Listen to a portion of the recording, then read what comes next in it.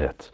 The thing says we're live. All right, everybody. Welcome one, welcome all to episode 2 of the podcast entitled The Beards of Destruction. I am your host, The Memes of Destruction, and I'm joined here on my right by Ords Bord, aka Orbs, aka the other half of the Beards of Destruction. How are we Thank doing this you. evening, Orbs? I'm doing good, but I feel like I forgot something here. I'm feeling a little naked. Let's fix that. Oh, All there right. we go. All There right. we go. Oh, it is done. It is done. I We am are here. transformed. Exactly. Well, you got to assume the persona and everything. Like I said, I need to grab the shirt and everything because I do only have one of these shirts, so I tend not to wear it unless Would I'm you doing would any you be filming. okay if I made one of those Oh, T-shirts, or go maybe for it, like man. can I make a level down because It, I'm such a scumbag? Like you could be the level up, I'll be the level down. I mean, if you want, I mean, it's perfectly fine. It's just a yellow shirt that says level up. But oh, and I put speed holes in it, kind of like Hulk Hogan. That's Just what's up. Just let it, people know what the business is. well, it's not like I ripped off Hulk Hogan or anything. I completely ripped off Hulk Hogan and everything. It's all But right. that's all right. No, I figured we'd come here. We'd have anybody that wishes to join us as well in the chat. We could have a nice little thorough discussion, just kind of chill and just kind of go over some of the things we've been just talking about doing over the past few weeks or so, and maybe cover a few relevant news topics. So, I'm into it. Let's do it. all right. So, what have you been up to, my friend? I realize you've been very busy with a lot of things. Yeah, a lot of things, a lot of irons in the fire, which is fun. Just been busy, man. Trying to get videos on my own channel. Had some pretty cool, something pretty cool happen. I did a video last week that Anna, that Star Wars girl, tweeted out, and the video's kind of blown up for my channel. So I think last I saw was close to 4,000 views. That's cool.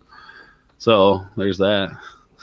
Nice, dude. No, that's freaking sweet. Yeah, that's cool, man. Yeah, no, just been busy, just going to work. Yeah, trying to keep up with what's going on in the news with the election year and everything. But it's I pretty much just follow it from your channel at this point because it's just such a good direct point to it. I don't have to search for it; it's right there. So Well, that's one of the things. What I tend to find is a lot of folks.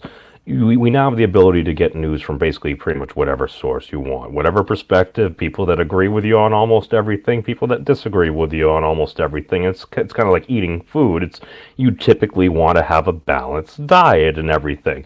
You want typically, to, yeah, exactly. I mean, some folks. It's kind of like the whole if you eat nothing but candy, it's for the most part, it's probably not the best thing. So if you're listening to people saying nothing but exactly what you want to hear, it's probably not the best thing for you.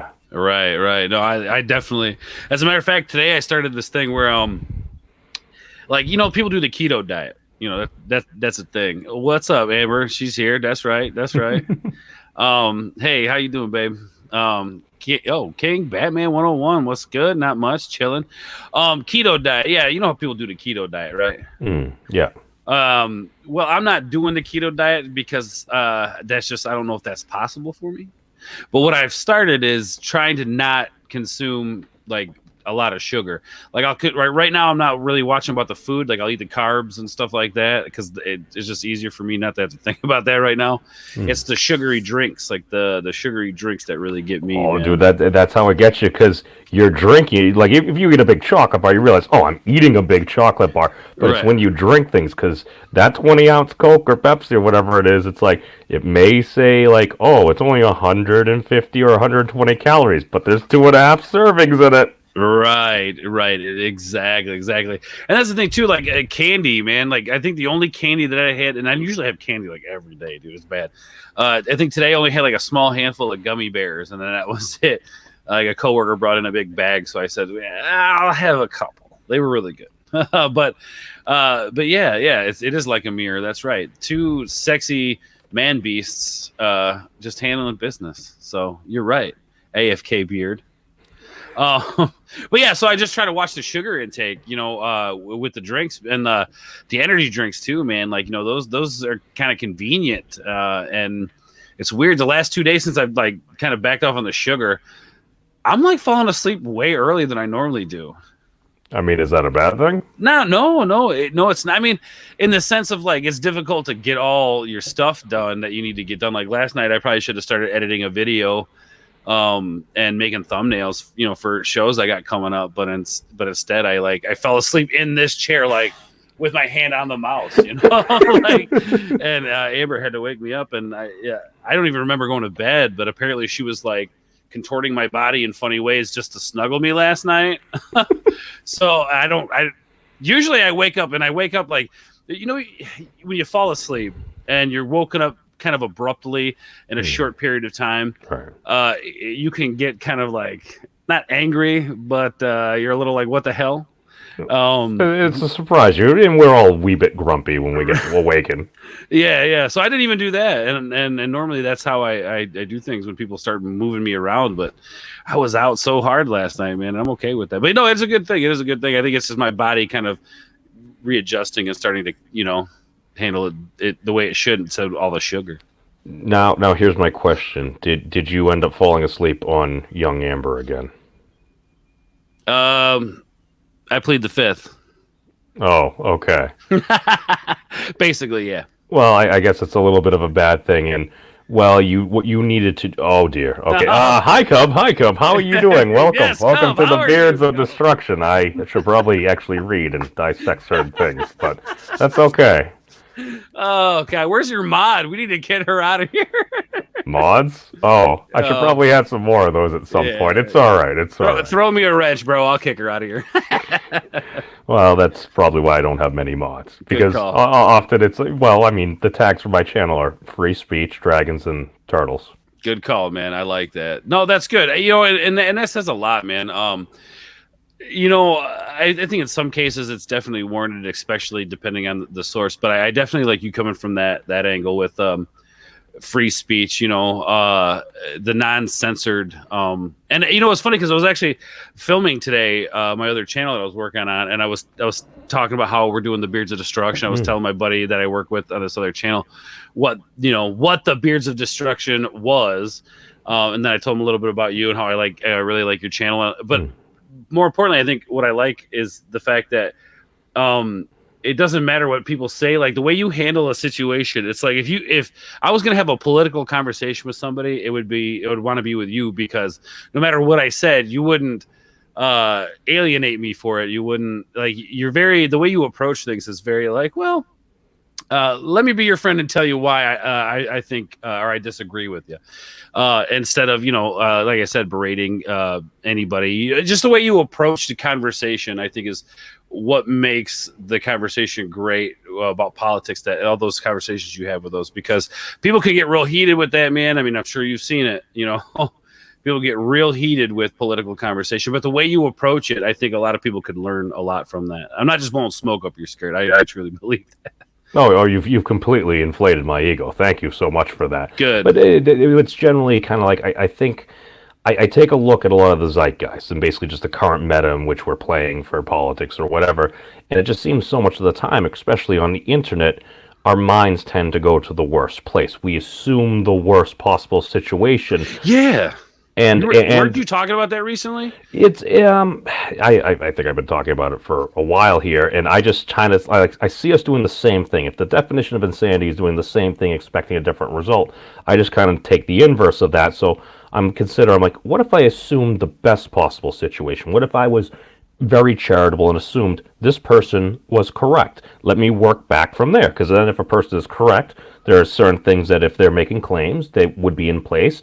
And you know what? Sometimes if they're not there, then the argument typically don't hold water, but I don't need to call a person a terrible human being or something for that. And you know what? Sometimes it does hold water, and I learn something new. And you know what? I become a better person by learning. Yeah, no, definitely. I mean, that's Sir Francis Bacon said it best with knowledge. Knowledge is power. And I think a lot of people miss that. They don't understand that maybe.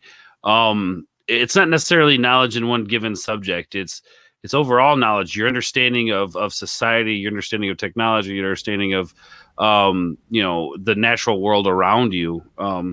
Knowing those things around you, not only can you learn to manipulate the world around you, but you begin to understand, other people's thought processes. And again, formulating an approach to those responses. I don't know, maybe I've said this before on your stream, but something I feel is like being the last person in a room to say something, to talk, take it all in and then formulate an opinion. I feel like a lot of people miss out on that when, like you said, like, even we'll use an example. Like, let's say, you wake up, you start driving to work and you realize, oh crap, I'm about to run out of gas and I don't have any gas stations between here and work. Your mind automatically. The panic sets in. Where are the closest ones? Can I do this on my phone? Is it illegal to do this on my phone? Oh God, I passed by the actual closest one. I made the poor error. Yeah. Yes. So exactly. It sets in. Like, I'm definitely guilty of that through my life, dude. I can think of specific times where big things in my life that have happened where I thought to myself, like, this is the worst thing ever. This is the end of the end of the world for me. This is it. Just to then wake up the next morning and realize I'm still alive. Yeah.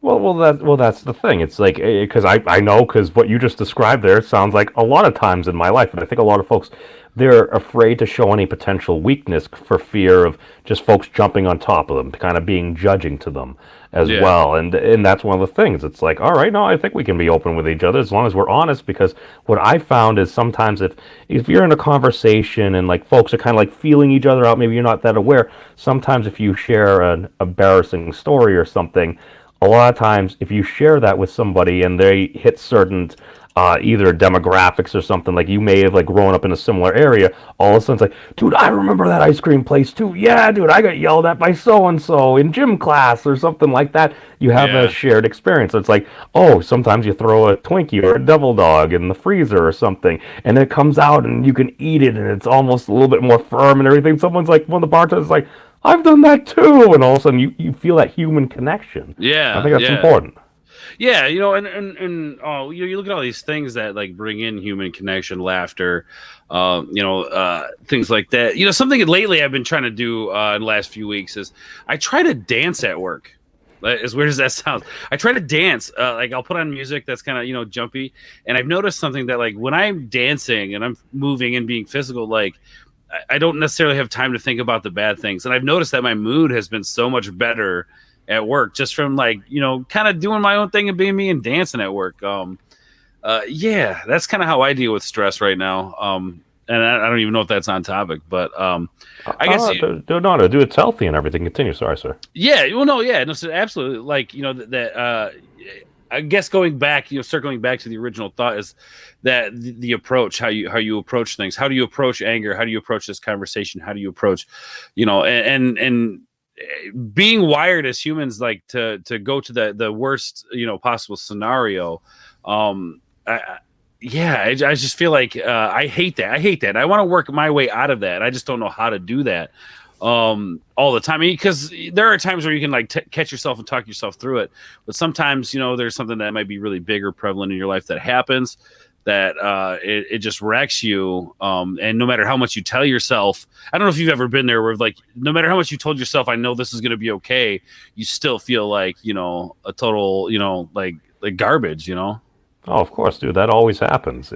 That's one of those things. And just to help disaffirm that meta of people being in bad places, I just want to go quickly through the chat and give a few highs to NASCAR 9012. Thank you for joining us, as well as we have the small man there as well. Batman is sharing us to the community tab. Thank you so very much for that. We've got Fuel the Hatred as well. I remember I was watching your guys' stream the other night as well. It actually looks pretty fun. It makes me want to get back into gaming as well. Yeah, no, seriously. Hey, you want to come onto the channel, memes, and we will show some destruction in game. Fuel the Hatred is my homie, by the way. You guys, Fuel the Hatred he's a legit dude, no joke. Big supporter of like everybody in the community too. Dude, no, I've seen him popping in and out, and I always, whenever I see him, I always try to say hi, as well as we have Miss Kathy joining us as well. I caught some of her real talk with Miss Kathy earlier.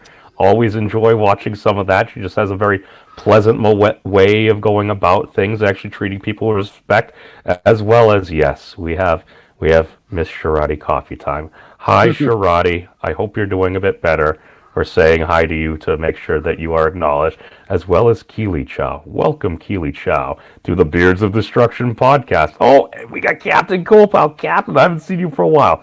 Welcome one, welcome all. But I think a lot of what you were saying right there, Orbs, it kind of comes down to just we view the world in our own ways as well. Yeah, there's a certain level of objectivity, but a lot of it is subjective. It's like we may view the exact same situation and we may come up with two different answers to why the heck that situation happened. I mean, that's just human and everything. It's like none of us are the almighty, none of us are omnipotent, omniscient, and omnipresent. It's like we're human beings. We're perfectly imperfect creatures. As soon as we accept that, I think we can actually start to move forward. Yeah, no, definitely. And something that I think I've learned going into my adult life is having the ability to criticize yourself, having the ability to turn the mirror around, or look in a mirror and tell yourself that, like, I am not perfect. There are things that I mess up. I drive to work every morning, and I think sometimes, like, when I'm like ornery and cranky, and then somebody does something on the road where I'm like, "Are you really? Really? Are you that slow? Are you kidding me?" Like, but I got to remember to myself, like, there's probably somebody behind me thinking the same thing about me, and my point being is yeah, yeah. Oh, I forgot what my point was going to be. I lost it. But well, I mean, a lot of the internet kind of sounds like road rage, right? yeah, yeah. Oh, that's it. I like how you mirrored those together. I like that. But yeah. Yeah. Self-reflection. That's what it is. Yeah, having the ability to turn around and look at yourself and criticize yourself. I think when people begin to do that, when people we can, what is this? See, we can pull that back out. Let's read that. What did I say? Oh, Next time I smack you in the face. Memes. I'm going to back to anime now. Have a good night. Oh, I would love to see that happen. Hey, you're gonna smack him? Don't do that. well, at some points, I assume she was going to shoot me with a pellet gun in Minecraft. Oh, okay. I'd pay to watch that. Well, I tend to assume that most of this is hyperbolic as well because it's words on the internet, and I don't know. I still grew up in the time of sticks and stones may break my bones, but words will never hurt me. Even though words can hurt, they do hurt. You got to acknowledge that. You just try not to take everything so seriously. Right. Yeah. Road rage is stupid, Miss Kathy, but unfortunately, it's hard. It's hard not to. Sometimes, like when you're running late to work and somebody's going 45 and a 70, that's a little frustrating. But anyway. I know. I think I told you the other day. It's like I had a buddy. We used to ride motorcycles together, and one day we decided to go up to the beach. I told him to go ahead of me to avoid traffic. Like, no, means we'll wait. So I get out at noon, and we're going up on like one of the nicest 90-degree days up to like Hampton Beach there, and normally about a 45-minute ride. So about 2.5 minutes later, and it's like I had my buddy's girlfriend on the back of my bike. It's like they wanted to just navigate through traffic. I'm like, well, dude, I ain't doing this with your girlfriend on the back of my bike. Yeah, it's like, no, that ain't cool. So we're sitting there in traffic. Like, he's one of the calmest, coolest cats, happened to be an Air Force guy. And, dude, he had the worst road rage. He'd be on there, he'd be smashing his helmet, going nuts. Dude, as soon as we got off, he was perfectly fine. Calm and cool as a cucumber. Just certain things get certain folks. Yeah, no, I've gotten better over the years, man, but I can relate to that. I really can. I mean, maybe not quite that intense. The beard will slow down the impact, cause it's face armor. Face armor. maybe blocking the wind, maybe. Dude, actually, the thing that I noticed with the beard, it actually makes talking with an earbud from like Apple, like one of those little AirPods, it makes talking almost impossible because I guess the beard ends up getting in the way of the sound. So like I have to talk to somebody on the phone. Like people can't hear me with AirPods in usually. Really? I don't know. Maybe I have a weirdly shaped face. Yeah, maybe. I don't know. I never experienced that before. Oh, maybe it's just me. I'm the only person that's obviously ever gone through that. Thank you for making me great, Orbs. Your body just gives off some weird signal that affects everything. No, but so what was it? I get honked at often and just smile and wave. Yeah, I mean, that's ideally the way you want to handle that situation. I've gotten to the point where I don't do anything because if I do something, it just kind of triggers me to want to do more. Well, you end up like that Seinfeld episode where a guy like George is like, that dude gave me a finger. Spends freaking like 3-4 hours following him down and everything. Ends up actually getting out of the car, speaking to him. He's like, "Sir, you've been following me for several hours. Like, you gave me," and then all of a sudden the guy like moves. His arm is in a cast and his finger is forced in that position. He has a broken arm, and the cast he's just literally pointing in that way. So it's like, all right, you just tracked down a dude that had a broken arm that was actually waving you by, but you thought he was going out of his way to flick you off. I totally forgot about that episode. Yeah, I mean, and again, to that point, like, I think people need to begin to reflect on their own self and realize the faults of their own. And I think that it makes it, for me, thinking about my issues and the things I deal with and how I handle situations helps me better deal with other people. And it's kind of coming to an understanding, like, don't get me wrong, I've done that where I followed people and because I was pissed. I've had people follow me because they were pissed. And for one, it's crazy. You don't ever want to do that because you never know who the hell you're as in the driver's seat of that car. Secondly, self-reflection is such an important thing. I think it helps you empathize with people. It helps you realize that, like, we all have, problems. Like, one of the most frustrating things to me is going to a theme park and waiting in line. Like, that to me, like, lines. Like, I will do everything. I will get up extra early to go to a theme park and leave 2 hours after they open because the rides are beginning to fill up. Fast pass. What is that? Yeah, the Flash Pass at Six Flags. I got to do that this year. Oh, no. Well, I was talking about Disney. The Fast Pass, you pay like the extra, was like 20 or 40 or whatever dollars, and then you could actually go through, and maybe I should have actually spent the extra 18 on the little bracelet thingy for X Mrs. Memes. Maybe it wouldn't have been an X that she kind of wanted, but I wanted to save money. I'm like, no, we could just do the other stuff there. Well, even still, we still waited like 108 minutes for the Avatar ride. It was worth it. The ride was worth it then? Oh, dude, the Avatar experience and everything. You're riding on the Banshee. Dude, it's only like 5 minutes long, but it's 4D. The smell part made me a little nauseous towards the end, but dude, it was freaking amazing. Well, yeah, Amber and I are going down to Florida in April. And I think we're going to hit Universal and Disney, so... they're the good ones to hit up, man. Universal Studios is definitely there. I'm excited for that. Now you got me excited. I think Avatar's actually at Animal Kingdom. There are actually surprisingly some pretty good rides and great shows at Animal Kingdom as well. Yeah, so Miss Kathy, you got that comment up there, especially these day and age, some real crazies out there. Yes, I want to expound upon that. I think that's an interesting, but to finish up the self-reflection thing real quick, if we were able to look inside and really see what our issues are, again, it will help us empathize with other people. And then dropping our guard to learn more about them, and then being able to share more of those moments with people, like the laughter and the camaraderie. Because you'd be surprised how many times you go out and about and realize that you just had a great conversation with somebody. Yeah, you may never see that person again, but you dropped your guard enough. You stepped out on a limb and you said hi to somebody, or you started a conversation with somebody. The world's not such a scary place like people like to think it is, but in the same sense it is. Anything to add more on the self-reflection? I mean, just like you were saying there, man, it goes in both directions. It's like there is some absolutely horrific stuff out there. Personally, in my opinion, I do believe that there are folks that just are out there to just kind of be evil and stuff at times. I mean, a lot of times it takes a lot to kind of drive a person there. It's just, but I know in the darkest times in my life, it's just always been a small act of kindness that just always brought me back and restored my faith in humanity. And that's why I think most folks are good people. Yeah, I agree with you, man. I agree with you. Like, I try. I don't want to say every day, because some days I just not feeling it, but I try every day, whether it's a gas station attendant or a store, attendant or a waitress or waiter, whatever. I always try to have some kind of good conversation with that person, try to leave a mark on them, being like, you know what, the world is not such a terrible place because there are good people in there. And I think that does help me with a lot of, helps me with a lot of my issues and understanding that, yeah, there are bad things that happen in this world, and it is very, very unfortunate, and the world is a very disgusting place. But within that, there is still plenty of good as well.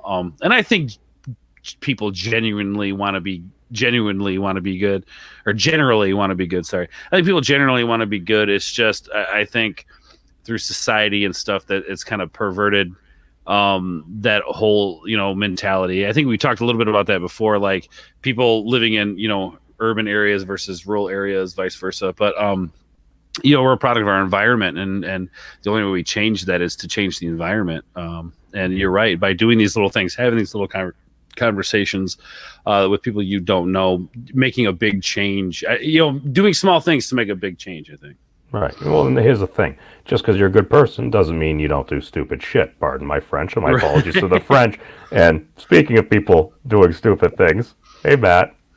Not saying that Matt's doing stupid things. I'm just taking some of his outlook as he says tries to be the biggest deck he possibly can to be doing his part.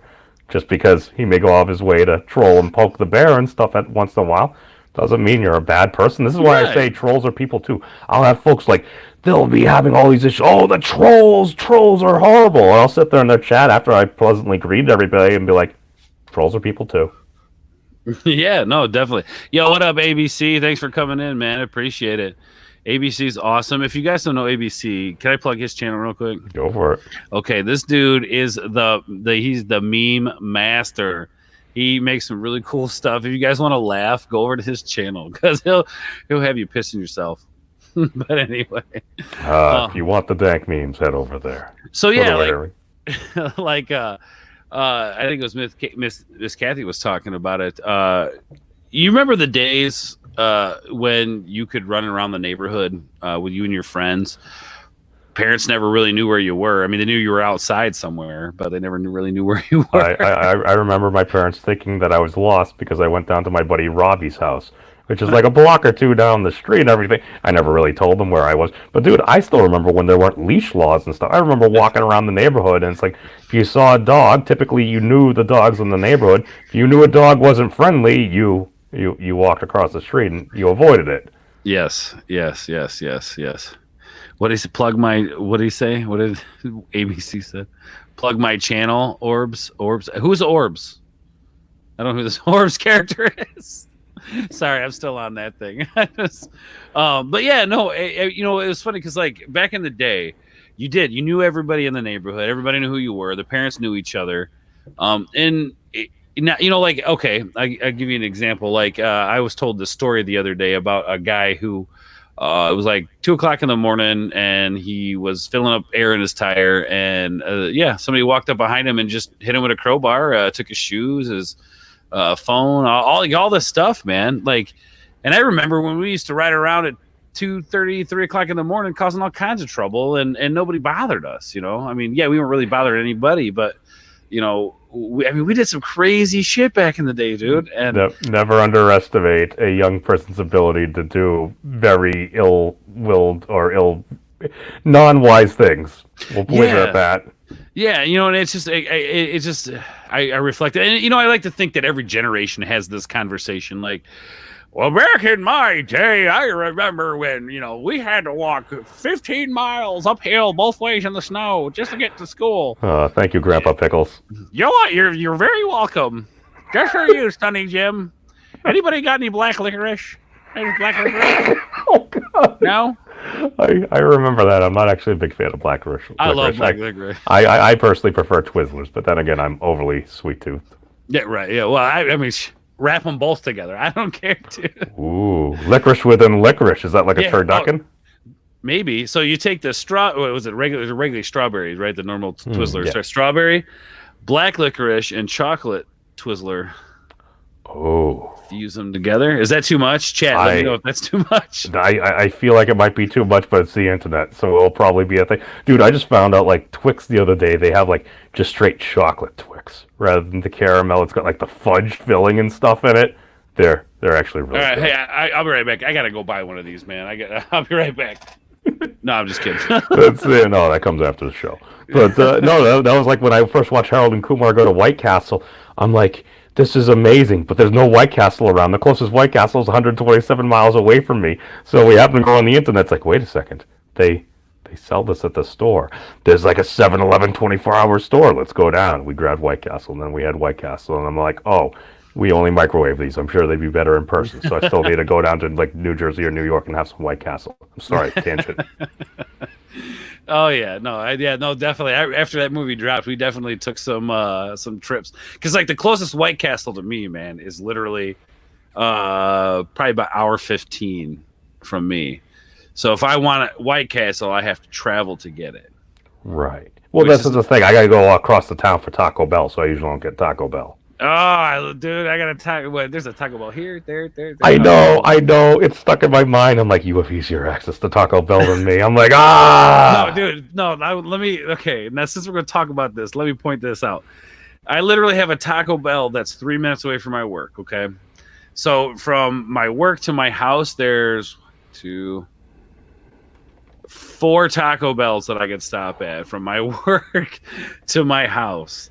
I love Taco Bell and I eat it a lot. They know me at the Taco Bell by work. They know me, and they give me free drinks every time I go. Well, that's the thing. Ain't nothing wrong. It's like that's usually how they make their dude. Actually, this is something that I've kind of noticed. I'm curious your experience here. Now, see, for me, there was a Wendy's that I frequented very often, and at a point, it's just kind of like they kind of know me over there, and it's like before. I feel like they're very restrictive on their sauces. But then I would go there, and when I was regular on basis, dude, I would get all this plenty extra sauce and everything. I'm like, is that the little, we like you. We know you're a regular. You have pleasant interactions. You say please. You say thank you. With like, that's cool. And like, that's a big chain. And I personally respect that. Yep. Well, see, that's the one thing. I don't have a Wendy's anywhere near me, man. To get a Wendy's, I have to go all like, so I'm on the outskirts of a big town, and I have to drive into essentially the middle of the city just to get Wendy's, but I could get a Taco Bell anywhere I go, you know. So we need to have Frosties, man. Dude, Frosties are amazing. Frosties are amazing. There's no arguing that point. Now, okay, Matt, no, Wendy's is not the best. Taco Bell is the best. I'm totally convinced Taco Bell is the best. Here's the thing. I'll split the difference. We'll go with maybe Taco Bell, KFC, because any day I can have a Mexican pizza with my popcorn chicken is a good day. Okay, all right. I do like those fusion restaurants they do with the. I think at one point there was A&W and a Long John's, or it was like an A&W and something else, which I don't even know what an A&W is. That refers to root beer in my mind. Yes, well, yeah, no, there's A&W restaurants. Now, I don't know if that's a thing anywhere like by you, but at least where I like here in this part of the Midwest, yeah, we got A&W restaurants. They're kind of garbage now. They used to be pretty decent, but they would do that. I think it's all owned by the same company, PepsiCo, basically. Like Taco Bell is owned by PepsiCo. KFC is owned by PepsiCo, so. Yo quiero popcorn chicken fuel. Yeah, got leftover KFC in the fridge memes. Oh, there you go. Oh, who eats? Okay, who the hell eats leftover chicken on a bone? Is there something wrong with that? Because I think I have. No, I mean I have too, but like I would never like choose to eat that. You know, like maybe like I was partying last night, forgot to go to the store, and this is all I've got. And I need is to eat it breakfast? Simply because it's not crispy anymore? Is that the issue? Because when you heat it up, especially fried chicken for a second time, especially if it's on the bone, it's not like a tendy or something. It just kind of tends to seem to be a little soggy. It still has the taste, but that texture is different. There's definitely like a weird, stretchy, scabby texture going on there after a good heat up. Now I don't. Now, maybe like throw it in the oven because, like, look, you reheat pizza, it tastes really good if you just throw it in the oven. And I know that's a lot of energy to use just to reheat some pizza. Get a toaster oven. So much better. So much tastier. So much better. Oh my God! See, it's levels beyond microwave. As soon as I figured it out, I'm like, wait a second. All I need to do is wait like an extra 2 minutes, and it will actually taste like fresh pizza.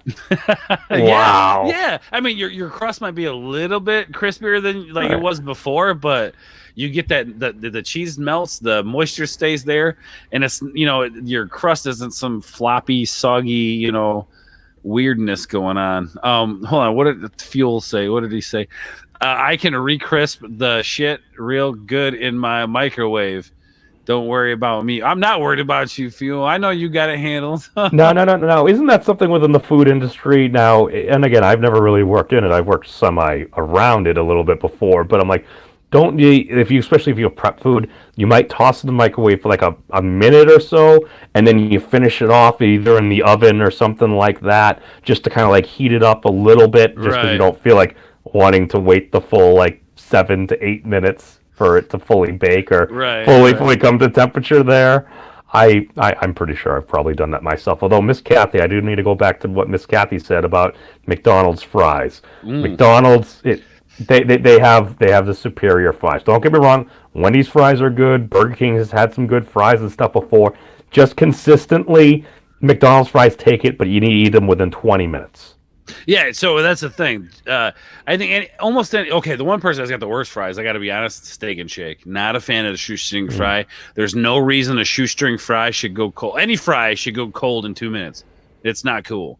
That's why you got to eat that. When you order fries at Steak and Shake, you got to order them like when you're like in the restaurant. Excuse me, got a little beard hair going on there. Anyway, you know how that goes. This is Beards of Destruction. Right. McDonald's fries. They're the most consistent product I think in the fast food industry is McDonald's fries. That and their Coke. But that's whatever. I can't think of McDonald's Coke because it's so addicting. Wait. I'm getting slightly confused. Are you talking about the vending machines or the dude behind the restaurant? I'm talking about McDonald's. We're talking about Okay. McDonald's fries because we're talking about what Ms. Caddy said. Okay. Yes, McDonald's fries are the most consistent product I think in the fast food market currently. Just because I've never you're gonna get the same product every time, no matter what time of the day you go. You're gonna get the same fry every time. It is consistent, and we have to say hello to a few of our new friends in the chat as well. You go ahead and say real quick. I just got to give me 1 second. Cool, Say hi to no everybody. worries. And I'll be right back. Yep. No, we got Jacob J479 as well. Welcome, Jacob, as well as Matt Barkley. Matt, welcome as well. I know I said hi earlier, but I'm saying it again just because I obviously can't keep track of everybody, as well as the Fandom Menace here as well. Welcome one, welcome all. Here's the thing, Trace. Here's the thing you have to know. Again, this is why I say it's about 20-minute time limit, because I've tried to reheat McDonald's fries. It has never gone well. I'm sorry, man. It's just, you wake, you eat something, maybe you're having your double quarter pounder with cheese because it's the only thing open and everything. But when you try to heat them up the next morning, no, dude, it's like hard. Sorry, I'm back. Yeah. No, you're right. Do not reheat McDonald's fries. Eat them fresh. Sorry. Oh, no worries. And that's the fight. McDonald's used to have the best fries, and they'd last forever. That's the thing. I think they changed something. It's got to be either a preservative or something, because I don't think the fries ever lasted when I was a kid, so we never really had a chance to do an actual side-by-side experiment. So, dude, I still remember when Wendy's had a salad bar. That was a thing. And Pizza Hut, yeah. Oh. Remember that, yeah. Dude, no. They still have that. They still have the Pizza Pig out. It's only available, I think, through lunch. You can still get that dessert pizza, man. It's so amazing. Oh, my God. Half days. Dude, it made half days good. But yeah, no, because I actually worked at McDonald's years ago, and they changed up their oil. So they went from like a probably a non-healthy oil to a more of a vegetable-based type healthier oil. For the fries, and that's why you get that nasty taste after they've been sit for a hot second, But yeah, I'm seeing multiple sources saying that the syrup that McDonald's uses in its Coke is actually superior. I never knew that. See, I usually just go with like a root beer or an orange soda or something, man. Here's what it is they clean their lines consistently. That's a big factor in it. Because as a person who works in the restaurant beverage industry, I brew beer for a living. We are legally obligated to clean lines every 2 weeks. I think they do it more than that, but a big part of it is the consistency in cleaning lines. And I think they have something worked out with Coke where it is slightly different of a recipe. But yeah, no, McDonald's Coke, man, my God, it is just something to behold, my friend. I wonder if they're giving them a little original recipe there. I don't know, Matt. What do you think? Colombian Coke is the best. Wait, wrong Coke. No, I hear that's the best too, man. So I have Colombian friends. They're very nice. They're very nice. I've just heard things. I like turtles. Fungry? Now you're fungry? What does that mean? You want to have fun and eat food? Oh, I think that's one of those intersects between what was it, food porn and maybe actual porn. I take mukbanging and then just move it to Pornhub. Yeah, there you go. Yeah, I saw that post of yours, by the way. Dude, another video got taken down too. What is that about? Like, I like literally, like, okay, you can watch people smash in the most disgusting ways possible, but you talk about this. We'll see. It's interesting. At first, I'm like, did I just not put down the correct description or my sources? Which, to be fair, I didn't for either of those videos. But my second video was actually an interview with a young lady, Luto Inisexi, who actually lives in Hong Kong, describing her lived experience. I'm like, Oh, okay. this is an interview with a person on the ground. Is it because it's sensitive material? Is it because they don't necessarily want people while on a site, while they're trying to get their jimmies and stuff, to be thinking about potential imminent death? I not that it's imminent. As far as I understand, it's up to about a standard 2% mortality rate, which is higher than the flu, and there's a lot that we don't know. I mean, if they're erring on fake news, I already appealed the first one. I need to appeal the second one as well. My big thing is just let me know. But like my Sonic review stayed up. A lot of my other reviews covering other things stayed up. And it was fine on Pornhub. No, excuse me, it was fine on YouTube. Like, all my YouTube videos really recently haven't had any problems. On Pornhub, they struck me down, man. The man's bringing down the hammer. They're like, the coronavirus isn't sexy enough. You're gonna have to get rid of this video. Like, I think they realized, they're like, oh, wait a second. If this does catch on, maybe they were afraid they were going to get too many folks that were like bug chasers or something on there. I don't know. I guess that's been a thing in some places, but even still, I'm like it's news. I still show my sources and stuff on screen. I'm like, and even like I really wasn't throwing anybody under the bus. It sounds like Hong Kong, like for a place that has millions and millions of people in a fairly small area, like one fatality. I mean, that's terrible that somebody lost their life, but like they're seem to have a pretty solid quarantine going, at least in my opinion, based upon what I heard. Yeah. No, I know there's been a handful of cases. I think I had mentioned something on your video the other day. I know there's been a few cases here in my town, and nobody's talking about it. That's for sure. Which is kind of concerning to me. Just like you said in that comment, like that's concerning that nobody's being talked to about it. But I think at this point, I mean, everybody who's going to have it's got it right, other than like the people who haven't been quarantined, and I'm sure because like if they got it here, they got to be quarantining these people, right? Like here in the States. Yeah, well, the thing is, I don't really think we have protocols or really training in place for a lot of this stuff per se. You might have certain things, but especially because with this one, the issues is a lot of the testing equipment, the tests they have, sometimes it'll come back positive, but the person doesn't actually have it. Or sometimes I guess it will come back negative, but the person actually has it because they didn't necessarily reach to the point where our current equipment is able to account for it. So that's the thing where I think somebody said that they were dismissed or something, or they had moved to another facility. It's just we hear all this information, and a lot of this is kind of hard to confirm because everything's moving while it's happening. But a lot of folks, it's that unknown. And it's kind of like whether it's for traffic or on the internet, I think that whole fear of the unknown, that whole fight or flight reflex, that's something that just happens to us all the time. So a lot of times if someone reacts in a way that we feel is inappropriate, it's not necessarily because they're just trying to be a dick or an a-hole or something. They're just doing it because they don't necessarily know how to respond. Okay, makes sense. And that just kind of ties it back around where it's like, I can assume uncharitable things. I've had situations where somebody does something, it's like, oh, okay, well, according to what I've been trained and seeing in movies, I'm supposed to knock this dude the F out right now. I could do that. It would also probably start a big bar fight and everything, and I'm at an institution where one of my friends is working. I could just simply tell the person that is touching me inappropriately, no. Right, absolutely. Well, and the crazy thing too is, man, it's not just the coronavirus that's like messing people up, dude. Like Amber put it in the chat. The flu is taking people's lives, man. We just had a case here. I think it was in town. Maybe Amber can expound upon it, but he passed away. He got so sick that he had a stroke. His 9-year-old kid had a stroke.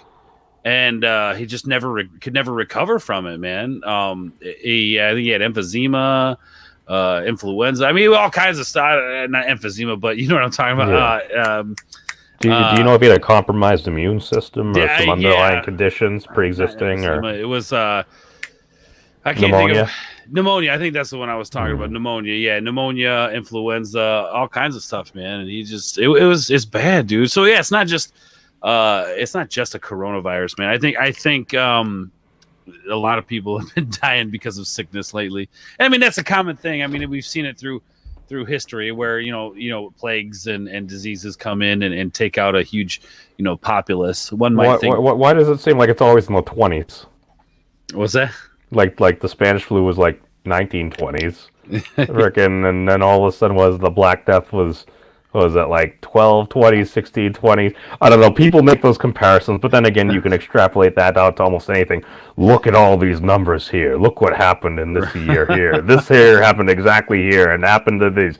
Look, combine these numbers, yada, yada. Could it be some great grand conspiracy?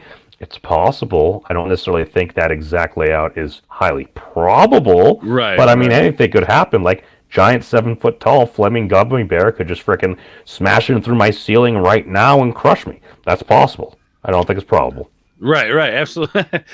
You have to check though. Something I see Matt said, how many are going to die once we run out of antibiotics? I don't necessarily think we have to worry about running out of antibiotics. I think what we have to worry about is becoming immune to antibiotics, or viruses or things like that becoming immune to antibiotics, because we're seeing that more and more at this point. We're because people are using antibiotics as Tylenol, basically. well, that's the thing. You don't always use it. Have a nice night, Miss Kathy. Yes, thank Miss you for Kathy, coming by. Yeah, hell yeah, Miss Kathy, thank you. But yeah, you know what I mean. Like it's we have to develop new ways to defeat these things that have existed for so long, because they're evolving. Well, that's the thing, and it's kind of like you were saying. A lot of times, if you just go to the doctor and you're just like, I just want to feel better right away. So in order to make a patient that maybe should take about a week or so to recover, maybe give them some antibiotics, they get ahead, they get back on their feet a couple of days sooner. But guess what? Now, any of that virus, it may potentially mutate, become immune to some of those antibiotics, and then you might end up seeing a super virus, which I'm not sure if you could call the coronavirus or COVID-19 that, but it is concerning, especially now that there are reports saying that it may have had its evolution entangled with a researcher in an animal lab, and may have actually come from a lab. You're sitting there because you sit there and you're like, okay, well, what were the precautions? Well, dude quarantined himself for 2 weeks, so for most things that makes sense. Yeah. But now if you're dealing with up to a 24-day period, that's almost the entire month of February right now. So it's like, apparently our protocols weren't enough. Yeah. I mean, it kind of reminds me of what's going on with the whole banana thing. I don't know if you heard about this, but well, bananas, basically every banana that you've ever eaten in your entire life is genetically exactly the same. Humans have eaten certain bananas species out of existence. And that's why we have I think it was what now is the Cavendish banana, I think is what we have. But basically it's just a clone of a clone of a clone of a clone, and there's no genetic diversity. And eventually, I mean, all it takes is a really, bad bug to wipe out crops of it. And we're actually seeing the banana starting to go into extinction, essentially. Are you saying we could have a banana side? Yeah. That's terrible. I love bananas. Bananas are great, man. And interestingly enough, that you ever eaten banana candy and it doesn't taste anything like a banana you eat? That's because the flavor is actually modeled after, I believe it's called the Gros Michel, which was the banana that we had previously that was eaten out of existence. And then now we have this new one. And then you can always see the banana where the seeds are supposed to go within the banana. But we've bred the ability to make for them to make seeds out of them. And we just clone bananas now. So every banana you've eaten in your entire life is genetically exactly the same. I feel like a terrible person now. Number one, we ate an entire species of fruit out of existence. Obviously, it was so tasty. And number two, it's like whenever I hear clones, I'm going back to the Clone Wars and stuff like that. I'm like, Oh my God! All these poor little Django fets. Well, to be fair, it was like disease and stuff that helped, essentially get that banana out of existence from before. Well, how does that even happen? Because I thought it still used to have seeds from like the original corn and stuff that we had over here and stuff. Like we had like these jars and stuff that like still had all these ancient seeds. You do like a something. seed bank, like the seed bank. Yeah. Yeah, I'm sure. I mean, maybe. I don't know. Maybe this was before. It just doesn't really exist. It's kind of like the dinosaurs. It's like we could probably bring them back. Is it a wise idea? I don't know. I've watched too much Jurassic Park, but Sam Harris tends to think we should bring the T-Rex back. So what does this say? Fuel says the bananas are made of soylent green. No, we have no evidence of that. Soylent Green was something that's supposed to give you all the nutrients you need, potentially coming from another person. Yeah. Yeah. Yeah. Oh, yeah. And welcome, Kathy. Welcome there. I just got, yeah. What's up, Kathy? Well, welcome to the Beards of Destruction podcast. We're just having a chat here about just topical issues, everything from coronavirus to the mass extinction of our former banana. Or McDonald's fries. And Coke. Well, exactly. McDonald's fries and Coke, winning since. You there? What happened? I didn't get kicked out, did I?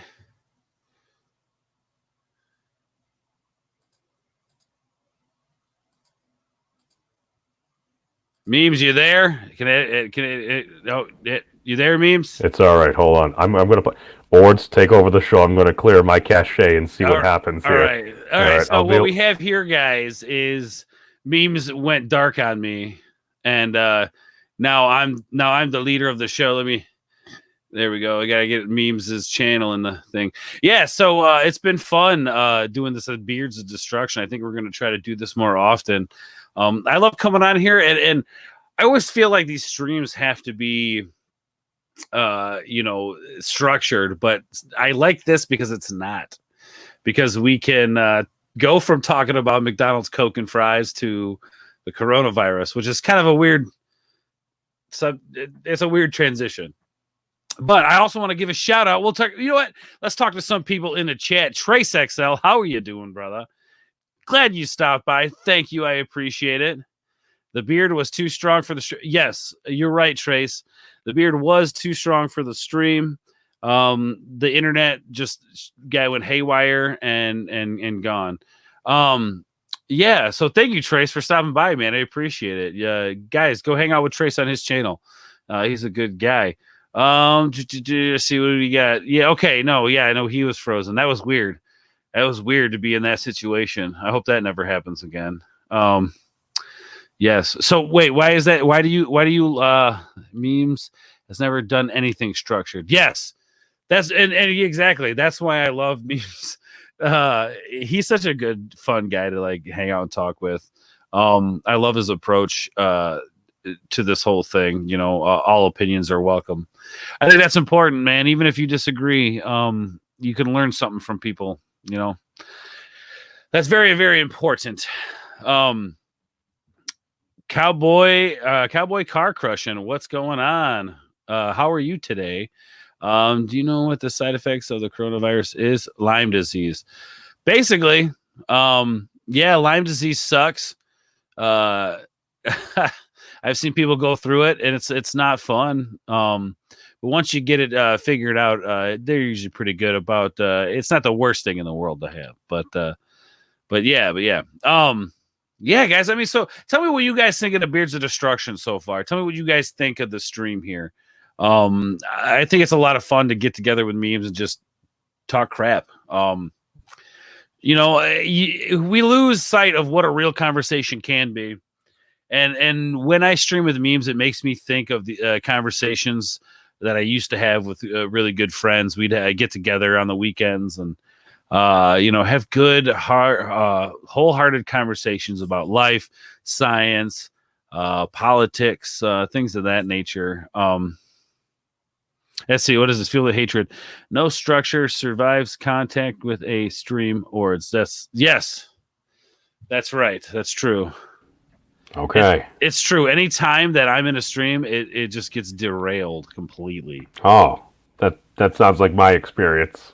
Well, I don't know if you caught what I was telling everybody, but I was telling him about how I like how, well, Matt says he's like, there's nothing ever structured with memes and stuff. That's why I like him. And I said, yeah, no, it reminds me of the conversations that I used to have with my friends back in the day where we'd get together on the weekends, have beers, and just, we would literally bounce from one topic to another just like that. Like, hey, McDonald's Coke and fries, the coronavirus. You know what I mean? Like, That was like when I discussed with like my primary care. It's just like he talks with me for 5 minutes. He's like, "Oh, just having a conversation with you is like diagnosing ADD right there." yeah, speaking of ADD, cowboy car crushing. Thank you for explaining that joke. My dumb ass gets it now. That's good. I don't know if you caught his joke up there at the top. Where was it? You know? Oh dear. Get Oh it? dear. Get it? I didn't get it at Oh no, first. Wow. no. You know what? I got to give it to Cowboy there because here you get an astounding. We're not worthy because that got me. Good job. Very good job. Oh dear. Oh, the dark and gallows humor. It's like, well, it's gonna be a thing. Yeah, that's the thing, man. We can either sit here and be terrified of it, or we can understand that it exists. It's a thing, and talk about it and try to make ourselves feel better about a situation. I mean, if you're gonna get it, you're gonna get it, man. Nothing you could do. Well, that's one of the things that I used to hear from my friend that I used to do streaming with, Cabby, God rest his soul. Coming up on 1 year anniversary since he passed away, but he was British and frickin' from head to toe. He frickin' was just. I called him a classical asshole. And like in a good way and everything. Like he would be a gentleman to women and stuff like that. But if someone starts going after him, he would just obliterate them in like horrific ways. But the way I kind of took it is, it's like it's the whole keep calm and carry on thing. Good. It's like, because you think about it, like if you're getting bombed by the Nazis and stuff like that, or freaking daily basis and stuff like that, to have a stiff upper lip and just freaking persevere, dude, like there's something to that. I mean, there's something about looking fear in the face and laughing at it, man, that makes you feel right. It's funny you say that. Keep calm and carry on. I don't think people realize where that catchphrase comes from. World War II. They would put that up in England to help people like deal with what was going on, man. My grandmother, she was I guess I call her a war bride. My grandfather was over there. He met her. He left 2 weeks later. He sends her a letter and says, "Here's the money. Come on over." And the rest is history. But she told me the story about it, that they would have that up. It was actually a big help to the people of England that they had this up. And I actually found some of these really cool door stickers that said that same thing. And I bought one for my grandmother, and she had me put it above her garage. So every time that she comes home, she can see this. And I've actually considered getting, I considered getting that tattooed on me as a reminder to myself that, like, when I deal with struggles and stuff like that, and I get to those moments where I'm like, this is the worst thing that could possibly happen, I have something, tangible to remind me that, like, keep calm and carry on, man. Keep calm and carry on. It's such a big thing in such a small phrase, Well, that's the thing. Like, we all have different things that get us through time and everything. And so listening to a video the other day, how it's just like humans naturally, they don't like to have to deal with difficult things. So a lot of times we will alter our states, if you would. Some folks will consume certain beverages. Other folks will consume other things as well. Guilty as charged. Hey, these things happen. And that's one of those things. It's like, okay, so if there are certain people that certain things happen to get them through, I'm like, wait, hold on. So it's okay to have all these things listed from a trained professional that comes from a big pharma company that is multi-billion dollars and has all these patents, but it's not okay to have this plant or something? I'm like, please explain this to me. I've heard the whole reefer madness thing, but as far as I understand in the modern meta, that's bunk. Oh, dude, the best is back in the day when we'd like sit down and like get super baked out of our mind and like put that on and laugh at it. Oh, it was the best. And what people don't know about that whole Reefer Madness thing, that was actually a video that was made by a church that the U.S. government then bought from them to use as propaganda against the war on marijuana. My big thing is, and you know what, the sheer fact that people say, it's basically legal now. No, you can still freaking go to jail for something like that. You can still get a record in a number of states and everything. My big thing on that is I'm looking at this and I'm like, okay, that, and just the sheer fact of it being illegal turns a lot of folks off, even if they've never done it before. Yep. Even if they don't really have a problem with it, it gives it that stigma. When you take that stigma away, like I think Miss Kathy, I think she shared this publicly on some of her streams before, where she's never tried marijuana, but it happens to be now legal, like fully recreational and stuff in her state, and she's considering trying some. And I remember kind of poking the fun. I'm like, I think you're going to be a giggler. Total. She's going to be a giggler for sure. Dude, I know that's kind of how I was back in the day. It's like first couple of times. First time, okay, kind of freaky and stuff like that. Not sure my bearings. And then some other times, while in good places, it's like, just can't stop snickering at everything. And you're just like... because you gotta have fun, and that's the thing. I tend to think that, I don't know. I think a lot of this hatred in the world, if folks, and again, anything can be abused, but I think a lot of folks, if we take away a lot of stigmas, we give folks choice as well as we create good support networks and communities. And a lot of this, I think, can be done on a local basis. Because a lot of times folks are trying to throw all these big proposals around. We need to do this for the entire country and everything. It's like, okay, well, what if we have like the same typical end goal of helping make sure folks are in a good place where they can help provide for themselves, provide for their communities, as well as also maybe helping somebody if they're down on their luck or something within the community. Why can't we have those as end goals and maybe go about it a little different depending on the state or province or something like that? I don't know. It's almost like maybe if we were granted the greatest social experiment in the world, we could try to figure this stuff out. We could promote competition. We could try different models. Because that's the thing. It's like, what works for Massachusetts might not necessarily work for Florida, for Cali, for Indiana, Ohio, North Dakota, freaking Montana. It's like, these are all places across the United States. They're all very different from each other, but we're still part of the same union. Oh yeah, absolutely, man, absolutely. And I think things are a little easier to maintain in a smaller setting in that sense. So when you go more localized with that stuff. Let's see. Oh yeah, real quick. Small man. Yes, English people are amazing. I have an affinity for English because of my grandmother. She came over on the Queen Mary, back in the day, and she tells me all kinds of awesome stories. Yes, English are great. Also, let's see, where is the yes. From mushrooms. Yes, from mushrooms. I love mushrooms. I'm not gonna lie. I don't deny it. I feel like. I'm not saying you're right. Like they were saying in the chat, it's not hallucinogens, drugs, pot, whatever you want to call it. It's not for everybody. Know yourself, know who you are. But I feel like for some people, I think the experience and what you learn about not only the experience itself, but yourself within that experience, I think it can kind of wake you up to a lot of reality and help you realize some things. Because I know, like when I do shrooms, it's not very often, but when I do, like I wake up the next morning and the world just feels right with me. Like I can rationalize a lot of things in my life that I couldn't before. And I got friends who microdose for depression, and it helps them tremendously. And I know they've been doing a bunch of studies on mushrooms lately with there was an MIT study that showed, I think was it 6 to 18 months, people tend to have one full standard degree of increase in their openness. Basically, kind of like the whole like Myers-Briggs, like a kind of big 5 scale, something like that. But basically, folks who are more open to things. I'm like, these are studies coming out of like MITV. Did I just say MITV? It's all right. This is why you should do everything in proper prescribed dosage. Right. Because then it's medicine. If it's abused, it's a drug.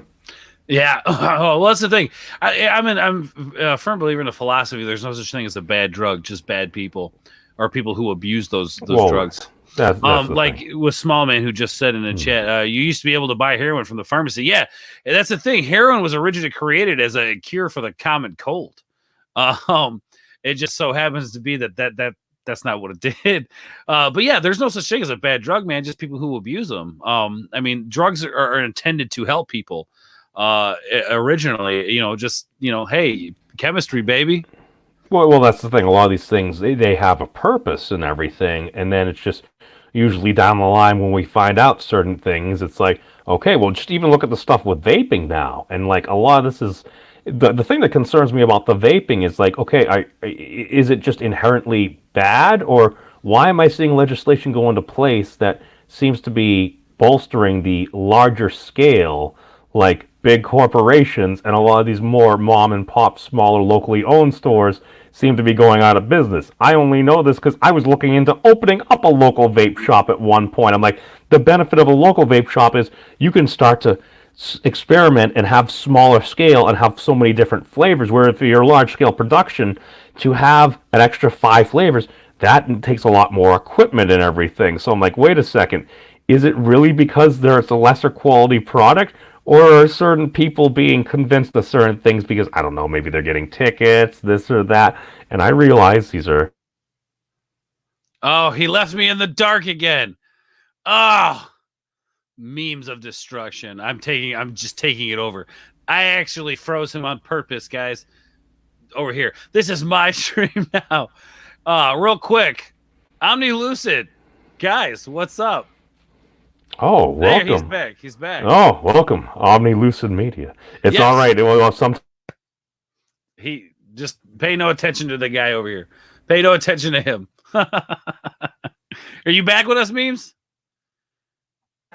I think so. I think I'm going to have an angry conversation. No, excuse me. A very pleasant conversation with my ISP that may or may not be a recorded line. Because as long as you say it, then it's a thing.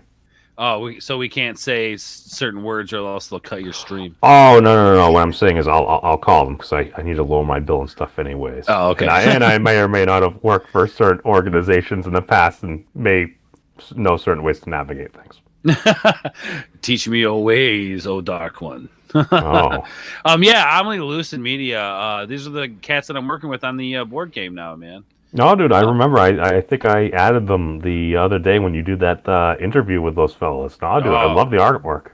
Oh, I tell you what, that's all Brian Skull, man. That dude, he blows my mind with his artwork. I remember one time, a couple years ago, we were camping out in Michigan, and he was like doing sketches and stuff of everybody, and he did this one of me that like was just it's so beautiful. Not just because it's me, of course, that's one reason why it's beautiful, but it was just he was able to capture exactly what I looked like in such. There was a lot of detail, but there wasn't. It was just like this quick sketch, but it was just so much detail in such a quick sketch. But yeah, he's great. He's great, man. He's great. Guys, go check out Omni Lucid, please. We got these cats. We're building a board game, a Viking style board game. And I think you guys will like it. We're a new channel, but go check it out. Sorry, I hope that's cool. I plugged that. Oh, no worries. No, dude, I like those folks and everything. Freaking cool, dude. And I like it. Now, is he going to be 3D printing the models? Because I remember he had actually carved out the actual wooden models. Well, yeah. So I'm not sure if I know he's got the 3D printer, and that's a new thing he's been playing with. And I know he's redesigned a couple of the pieces so far, and they are looking really good, man. It's just there are these guys. We have this chat that we talk to, and they're constantly, and it's so hard for me to keep up, and I feel bad that I can't keep up. But these guys, their minds just constantly boom boom. I don't know how these guys do it, but they're creating some good stuff, man. No, you're not intruding on the conversation at all, man. Not at all. At least I don't think they are, right, memes? No. Especially if I'm going to be freezing up and everything. That's why I'm like, I cleared my cache just because a whole thing about StreamYards and Max. I'd say about 97, 98% of the way there. Okay. So that other 2% is really creeping up on your ass right now. Well, it's probably my ISP and or me. Perhaps too much pornography. I figured cleaning out the Pornhub from my cache would help. just because most of my time more recently over there has been spent uploading videos. Because like some people do daily motion. Dude, I've watched enough pornography for several lifetimes. It's okay. I'm trying to move on, trying to see if I can find myself another Mrs. Beams. Oh yeah, you know she's out there. Don't worry, you know she's out there. You come hang out with me, man. We got plenty of Mrs. Memes out here. Wow. Well, the interesting thing is, I'm not sure. All I know is on Valentine's Day, I was kind of going around and I just see somebody. I'm like, wait a second, is there a model there that I recognize from like a decade ago, from when I was a lonely younger neckbeard? I'm just kind of like doing the standard creeping thing on the internet, and I'm just like, this poor woman. People are being so mean to her, and it's such a slow day for Valentine's Day, and she's so freaking beautiful. And I'm like, I'm gonna get this young lady a card. So I went out to freaking Target. I go in there. I pop into her chat, and I just freaking like, hi. I'm like, okay, well, let's go exclusive. It's like the end of her shift, and it's like just have a chat for a few minutes, and it's like, I got you a card, and it's just like, dude, just seeing the positive look on a person's face. It's like, oh, did I have to do that? No. Could I have just tried to get my jimmies? Sure, I could have freaking done any of that stuff, but it's just like, this is a person that I saw from like a decade ago that fully guilty as charged. I mean, got me through some lonely nights. Yeah. And it's just like, I share that experience and just a common human connection, just because I think most folks are good people. And it's just like the small acts of kindness. It can go a long way. Oh yeah, dude, absolutely. And that's the thing too. Like, and Amber can tell you this. We always try to do something to help people in some way. Oh yeah, Small Man, thank you for stopping by, man. Feel free to check out my channel, buddy. I'd love to have you there. And thank you for stopping by the Memes of Destruction. I tell you what, guys, Memes is this dude over here is legit. But anyway. Well, what am I legit with? That's a good question. I dabble in a little bit of this, a little bit of that. Could there be a news video? Yes.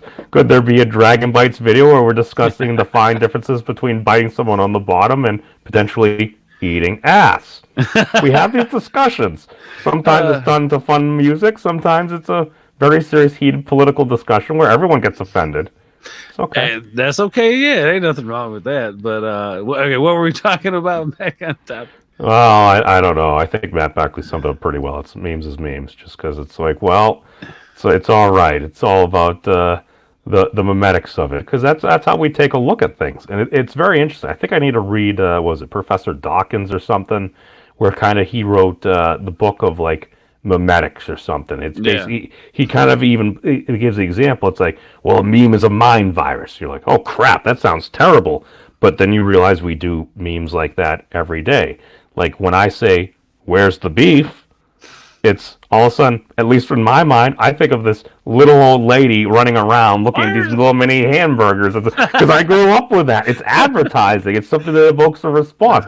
Just like as soon as you said at the beginning of the show, it's like, back in my day, I had to walk 15 miles uphill both ways. I'm like, that's Grandpa Pickles all day long. Exactly. And then you got old Edna. Where's the beef? Yeah, no, you're right. You're right, man. I mean, it's like a hook in a song. It's a phrase or something that catches you, and pulls you in. But yeah, memes. Love you, buddy. Yeah, no, dude. Well, it's kind of like the phrase that pays with something. Yeah. And even Matt Barkley. Here's the thing: you need to realize there's different communities.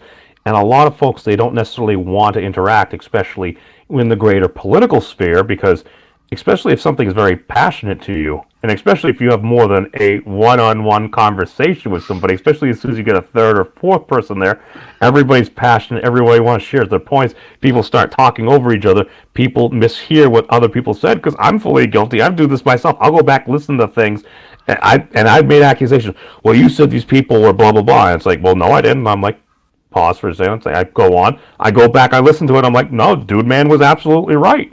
No, I was heard something that I was listening for that wasn't actually said. Right. Well, you know, it's funny too, because like, I don't know if you know, Chris Knight over at the Real Review 3000, he does a what's called a weekly rumble, and how he has this stream designed is you get a specific amount of time, and you should get a subject and a specific amount of time that you get to talk about that subject. Everybody takes turns doing it, and then it's all based on points. He'll give you points throughout. Like if it's a good response, he'll give you the majority of the points. If it's a bad response, he'll give you less of the points. And then after everybody talks, after one person talks, everybody gets a chance to respond to that and add their 2 cents into what they said.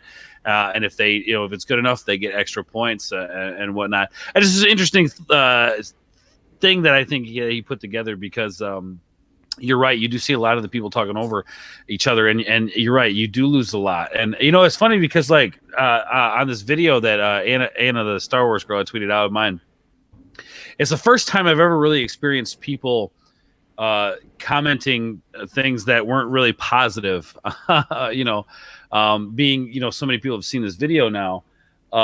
People would say things like, "Oh, you clickbait." Well, I mean, I personally never didn't think it was clickbait. Not that that's the argument here, but I keep forgetting my original point. But it's how we handle those situations. Yeah, I'm sorry. Say something because I'm losing my train. Oh no. My big thing is, dude, I love Chris. I think he's actually a genuine, just good dude from what I've seen, and just I think I may have interacted with him a little bit on one stream before, but he's generally a very good guy, as well as the shift. I think I caught the tail end of one of those rumbles or something like that one day. Mm-hmm. I was kind of listening, and I'm like, he had kind of panel going on, and it's just a lot of times you can do that at times with folks that actually genuinely have respect with each other.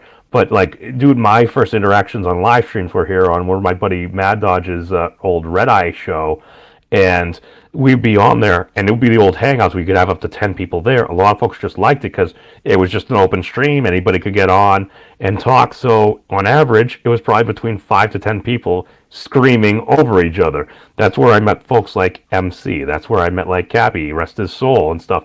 That's a lot of those things that made me a better troll, because you'd have to be there. You need to wait for a quick lull to try to actually be able to get something in, or you just basically do the old cable news thing and you just talk as loud as you can and just make sure you fully say your statement, even if everyone else is there. Dude, that's when I changed the channel. I remember I would go through. I'd have like Fox News on. It's like Bill O'Reilly there, and you'd have like 6 to 8 people trying to talk over each other. It's like, I don't care about this stuff. I just want to see what's actually going on in the world. Yeah. No, you're right. And I guess what I remember my other original point was going to be, you get so much gets lost, and like you can even lose yourself in it. Like, oh yeah, these people who are commenting on my stuff, dang it. They're trying to shoot you because they're trying to go. They were claiming you were doing clickbait, but in your mind, you're just kind of doing like a little snag thing there. And that's the thing. Words do have meaning, but a lot of times somebody has a word or a definition, and a lot of times they're using something else. And this is something that you see within the greater like culture war and stuff like that. Because certain folks will say certain terms like, well, you're doing this, or doing like in certain academics, they're using definitions, saying it on like Twitter or like a lot of social media. And to them, and a lot of folks that are aware of those topics that have studied that, it makes sense to them what they're saying. A lot of other folks see these and going by the more colloquial terms of saying like, wait a second, are you calling me like racist? Or are you like bad mouthing me? Are you hating on me? A lot of people take things differently, where somebody may have said that, and if somebody thinks that you're kind of going after them, they don't respond well, and all of a sudden it just like snowballs into just one massive cluster F, and we're kind of where we are now. Yeah, okay, to your point, like this person was claiming that I had used the clickbait, and I guess what you were saying was when the people are talking over each other, you can lose yourself, and like how you went back and actually like went to see if you actually said what this person was claiming. I did that same thing today, where they're like, you're assuming that your title of your video made it seem like it was really happening. Well, did you see the question mark at the end of it? Did you see the questioning? Did you read the word? Did you read? Dude, no. Dude, commas and punctuation make a difference. That's the thing. I think we've lost that. We're losing grammar, man, and like that's not cool. And this is somebody that like my English teacher in like the 7th grade went after me for like a comma or something. To be fair, that was how she taught it. And then like my dad was saying, well, if you have hand here and stuff, you don't necessarily need that. So it's like we're kind of losing a lot of this thing. And to be fair, one of my Pornhub videos about like did it emerge from a lab, it was a question mark on the end. If you just see emerge from a lab, okay, that's a declarative statement. Right. Emerge from a lab question mark, you're questioning it. So I do think that was part of the reason. But my other thing is, okay, now you're knocking a video about an interview on the ground, and it was a lovely Filipina that happened to be living in Hong Kong, and it's like we're getting reports from the ground, so it's like maybe that's just a very sensitive topic. I don't know. Yeah, well, I think especially like I was saying, the cases in my town, it wouldn't surprise me if they were trying, like it was somebody other than Porto who was trying to silence the whole situation. But back to the point, like I went back and checked. Oh, this person was saying that. That's right. This person was saying that, like, oh, you said you might. This actor might be taking over this actor's role because of whatever situation A. Well, where I'm talking about Amber Heard and Johnny Depp, because there wasn't any. I never once said might, for one, but I went back to double check to make sure, to make sure that I wasn't sticking my foot in my mouth, sort of thing, and I think we've lost that too, the ability to just admit, to have integrity and just admit when we, say something and then counter that point. And, also understanding the difference between changing your mind and just, using a counterpoint to make yourself look better or to agree with whatever it is you're talking to. It's funny because like you could have somebody who's sitting there saying, oh, well, you just changed your mind because of this person. But in your head, you're like, well, no, I just heard their viewpoint. It actually made me think differently about this whole situation. But yeah, they're still labeling you as somebody who is just jumping on the train, Well, that's the thing. It's like, and again, we're kind of making assumptions. It's like I don't know what's in another person's head nor heart, and I can just kind of go based upon their words and actions that I'm seeing displayed that I've experienced, and that's the thing. And Sam Harris brings this up all the time. It's like, well, if somebody just has a simple lack of information, if all of a sudden there's this information about a topic and you didn't have it before, are you going to maintain the exact same view? If all of a sudden you have better information now that in your mind makes sense, it's okay to change your mind, but a lot of the zeitgeist we have right now, we don't incentivize. And I hear all these folks all the time, never apologize for everything. Well, apologize if you're actually sorry, if you actually screwed up. That's the thing. It's like, be genuine about things. But the problem is, a lot of times folks will take an apology and be like, see, they're admitting that they were wrong. And then they'll try to just grind you. So rather than opening yourself up to that, it's one of those things where it's like, even back in the day, I'm pretty sure there were studies out there, and again, people can fact check me, fair enough, but it just makes sense to me. It's like, back in the day, if a doctor made a mistake, if they just straight up said that they made a mistake, they were sorry, and they're going to do what they can to make it right, the chance of a person suing went down drastically. However, admitting that you're sorry and you made a mistake is an admission of guilt. So if those folks who do want to go after you can completely railroad you there. And that's one of the issues you kind of see, I think, that's going on. Because, like, I'll be sure, like, my dad happened to work as an attorney for a number of years. One of his good friends happened to be a brain surgeon. This individual's, dude, I think this was back like 25 years ago. Dude, the insurance for his practice was at least $1 million a year. And this is back like 25 years ago, man.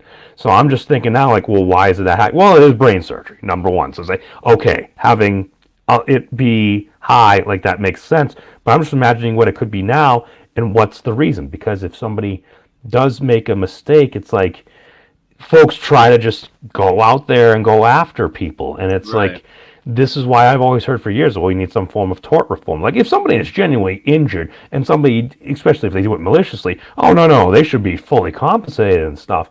But it's one of those things where it's like, if somebody just has a little muck-up, and then just depending on how the law is, well, here's a muck-up, but this falls under these statutes and we can sue for triple damages and this and that.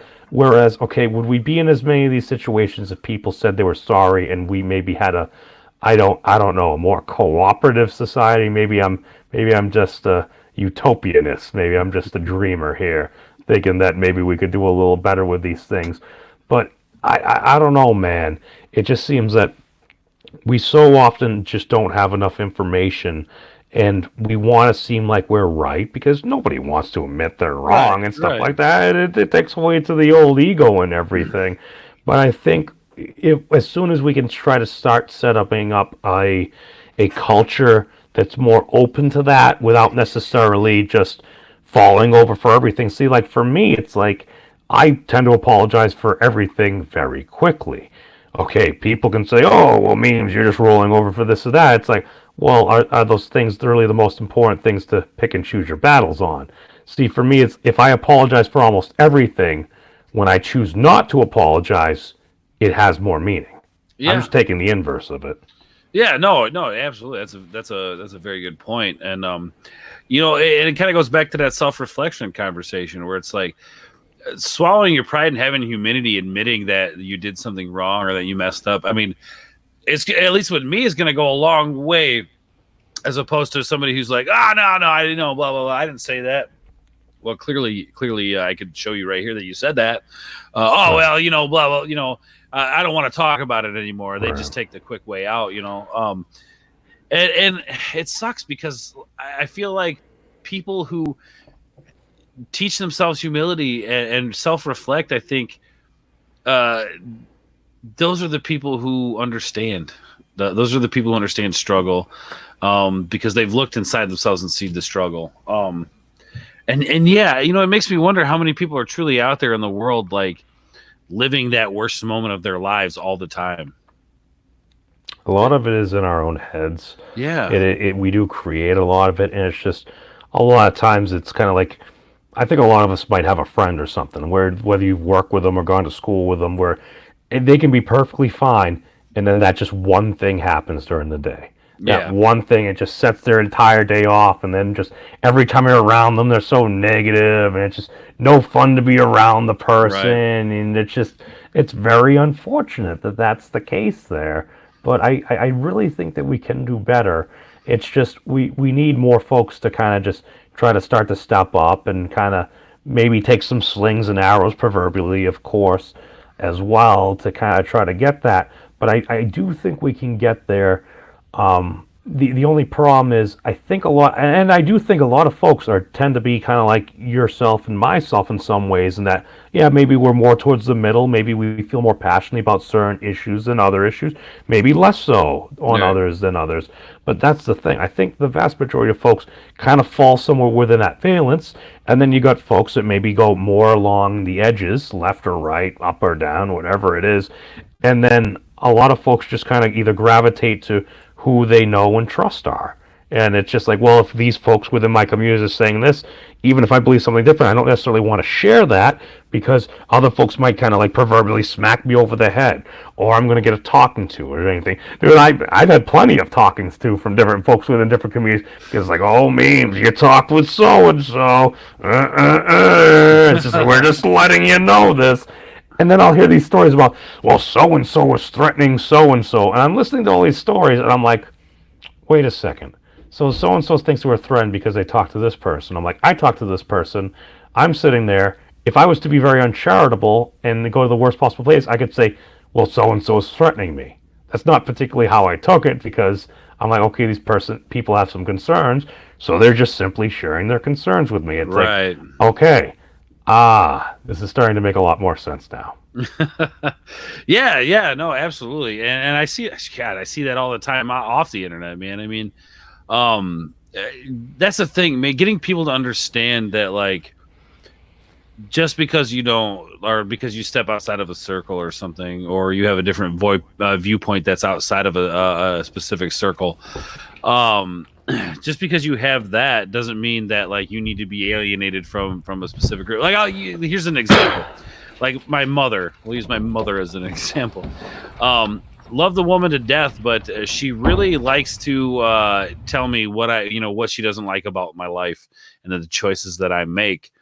Um, and it's something that I've learned to learn to deal with is like just accept people for the choices that they make in their life. It's ultimately at the end of the day their choices, it's their life. But I'll share my opinion with her sometimes, and she doesn't like it, and it always ends up in some kind of ridiculous argument. And which is why I don't have those conversations with her anymore. But just understanding and accepting the fact that this is what people are, the way people are, this is the way a specific person is.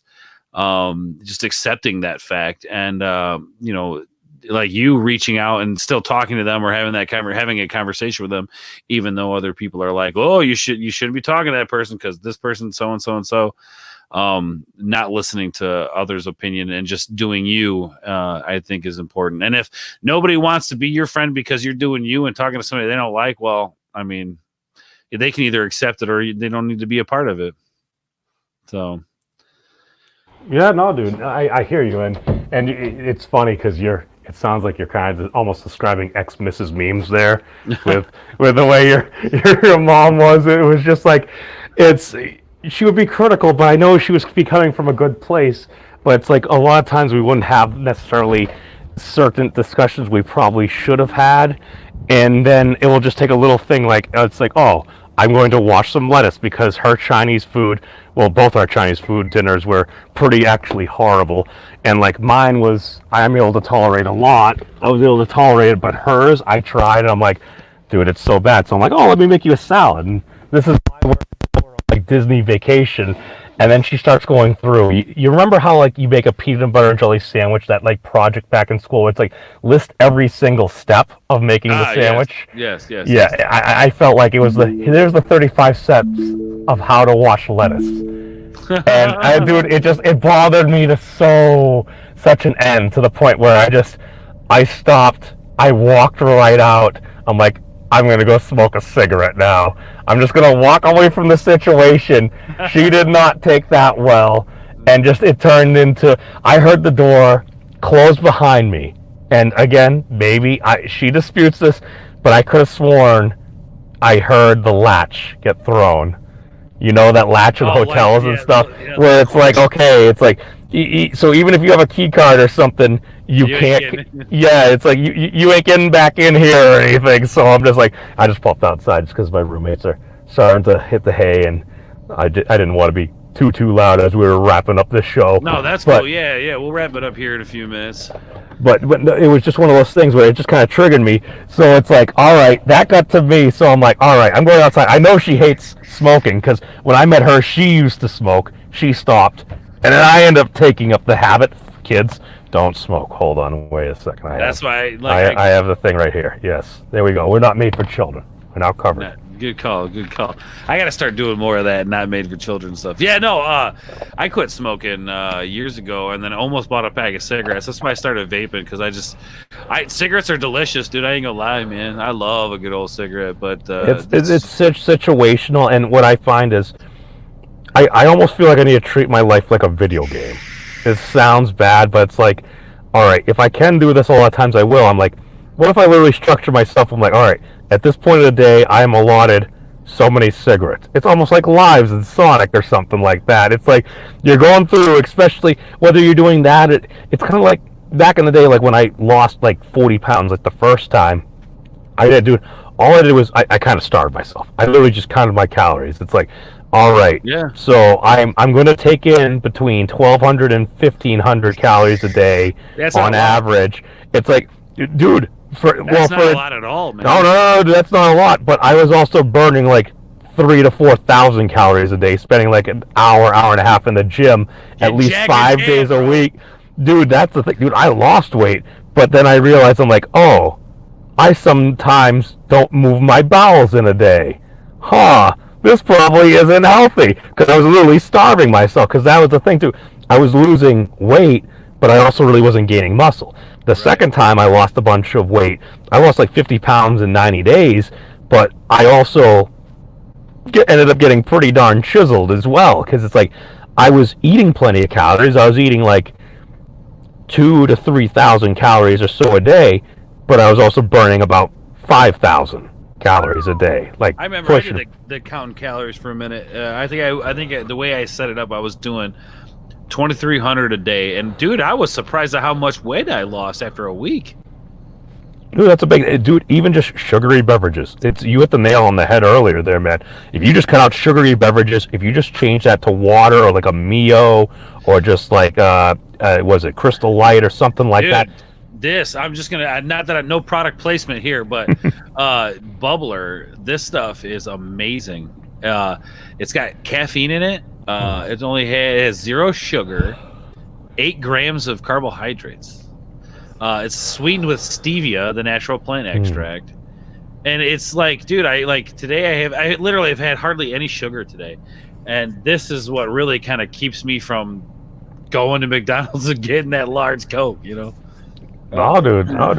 And that's the thing. You just got to realize that it's like, dude, everybody's a little different. It's like, yeah, we're all more similar than we are different, but we do each have our own unique life experience or upbringing and everything too. And it's like certain folks, it's like, okay, this happens to work very well, helps get somebody through a day. We all have our vices and everything, whether it's like a Little Debbie's cake or something like that, dude. I love those things. I realize they're like Oreos. They're like a black hole for my health. I love them. That's why it's like Socrates always said, body, blood, and bile. Everything in moderation. As long as you can do that and you take decent care of yourself and the people you care about and around you, it's like, dude, I think we can do better. Upon those words coming out of my mouth, I'm self-reflecting and feeling like a terrible human being and need to do better. No, and it kind of goes back to that conversation where like keep calm and carry on. Yeah, we make these choices. I love you, Fuel. Yeah, we make these choices. Every day, kind of going back. God, I'm like having a terrible. It's too much ganj. I need to quit. I need to slow down on the ganj. Moderation, man. Exactly. Yes. Thank you. God, me is right back. See. Like I'm like way out in deep sea. You're like, here's the life vest. Here you go, buddy. No, I'm getting your vibes. Yeah, no, absolutely. No, like my grandma. We'll use her again as an example. Here's a woman who has been through a whole lifetime of stuff. She's 90, almost 93 now. She lives on her own. The only thing she can't do is drive. I take her to the grocery store. She gets her own groceries, cooks her own meals, does her own thing. And I think I like cut her grass and remove snow when it needs to be removed. Other than that. And something I've learned from her, everything in moderation. This is a woman who, a little bit of this, a little bit of that, drinks her tea every day, has a decaf coffee every day. And I mean, for as old as she is, the woman is getting around pretty good. So right there's a perfect example of what you just said is everything in moderation, man. Anger, everything in moderation, man. Yeah, there's some big stuff behind that. And I think that if we could learn to say no more, that would be a big help to society too, I think. Well, that's the thing. It's in a lot of ways we kind of have become a society in excess, and again, it definitely not on all occasions and stuff, but in just I think far more than we'd actually like to admit about that, and it's unfortunate, but that's just the nature of the beast. There, it's like a lot of folks. It's very easy to do this or that. It's like. I still remember it's like, okay, we're going to like a Cards Against Humanity thing, and I'm there with like XX Mrs. Memes. We're like, let's go to a dollar store, let's grab some snacks. We got like $30 worth of snacks, and all this sugar and everything like that. Yeah. I remember there, and like I ended up stopping myself after a little while, just because I'm like, I've been here before, and I remember going back. It's like, oh, dude, her tummy was not too happy. Oh, I bet, man. That's good stuff. But that's one of the ways to kind of bring it back around as we're wrapping it down here. So hey, real quick. The Cards Against Humanity company is literally like an hour 15, hour 20 from me. Really? Yeah, they own this baseball team in a town called Schaumburg. And a couple of years ago, they did a campaign for Christmas where it's like $15. You got they sent you 6 letters, okay, and each letter had a little bit different. This is when they were basically trying to raise money to build a chunk of property along the border down there. I don't know if you remember this. Yep. No, I remember. Yeah, so I was actually a part of this thing. A buddy assigned me up for Christmas, and they sent like these baseball cards for their baseball team that they own. But it was like totally in the vein of like Cards Against Humanity. So each card has something ridiculous about the player, and the back of the card gets the stats, but the stats are like hilarious and stuff. Anyway, that just made me think of that, and that campaign was really cool, man. But yeah, so it's like an hour and a half from you, man. It's kind of cool. I was going to say, maybe you should do an interview with some of the folks there at some point. Now you're talking. But anyway, you were about to get on something. Sorry. Oh, no. Just basically just kind of wrapping things up, seeing what you maybe had on the horizon, maybe certain interviews or something like yes, that. yes. Thank you for allowing me to do this on your platform. That's awesome. Um, I do have some interviews coming up. So next weekend, and this is the first. I've mentioned it before, I think on Twitter, but not on any videos. So I'm glad I get to do it here. Next weekend, not this coming, but the weekend of the 28th. I will be my channel, and I will be at C2E2 in Chicago. Chicago Entertainment and Comic Expo. It's like the biggest convention that Chicago has. I'm usually there every year. We've got set up with a booth. There's a really good YouTube friend of mine. Guys, go check him out. Chuck Load of Comics. Amazing guy. He's allowed us to come in a couple of years now to work on his what it's called Podcast Central. He's put this thing up now. It's basically a live studio there where you can come, record podcasts, YouTube videos, do anything, and you can use his equipment. It's free to sign up. So if anybody out there in the Chicago area, make sure you guys come check us out. I think we're at booth 1677. We're going to be doing shows all weekend. I know we've got, at least with Chuckload Comics, we've got an interview lined up with one of the Mad Magazine artists, one of the original Mad Magazine artists. And stuff like that. So there goes memes. But yeah, so we're going to be at C2E2, guys. So the weekend of the 20th, make sure you guys are watching my channel for the coverage there. I'm going to be doing live videos. I'm going to be doing pre-recorded videos throughout the weekend. So there'll be plenty of content there. And then this weekend, guys, I actually have I have an interview with Chuck Load of Comics about this specific thing. That'll be Saturday at 3 Central, 3 p.m. Central Standard Time. Make sure you guys check that out on Saturday. I'll be sending links out or all the stuff out for that probably tomorrow. And then later on Saturday, I'm going to be doing a new segment I like to call the Adventures of the Forgotten, the Misfits Forgotten. The Misfit Forgottens. That's the Adventures of the Misfit Forgottens. And it's me and two other buddies who I've been friends with. One of them for a very long time. I've done a podcast before, and then the other guy, I've known him for a while. Really good guy. They both have YouTube channels. So it's just going to be kind of this fun, crazy, kind of like this, but we're going to go nuts, dude. We're going to say whatever we got to say, whatever we want to say. It's going to be a blast. Just check the Twitter. Go find me on Twitter, guys. Sorry, I know I'm talking a lot. But I got a lot of stuff coming up on the channel, and then we're going to be doing stuff with Omni Lucid. I got another video coming out for those guys. So if you guys like board games, make sure you go over and check out Omni Lucid Media. Yeah, guys, come hang out. And then, of course, Memes Goes Dark the second I decide to stop talking. So then I got to keep talking to keep it interesting, until Memes comes back. But thank you, Matt, for doing that. I appreciate that, man. Coming over to subscribe to the channel. That means a lot. Hopefully you stick with me, man. I really appreciate that. I've been struggling with the whole subs thing, bouncing back and forth. I lose some, I gain some, but anything helps. So thank you, Matt. Hopefully you come hang out. I just do like pop culture news. I do some video game streams. I'm thinking about starting my own video game streaming channel, so that way it's kind of separate from the pop culture news and all that. So, and there was 2 memes. Oh my gosh, that blew my mind. We're multiplying. I've deduced it down that as soon as I was going to grab your Twitter link, it's like, oh, you're trying to take too much bandwidth right now. I'm like, oh. Well, all right, we're going to have to call the ICP. Well, Matt, you're right. We are all going to be off of YouTube soon.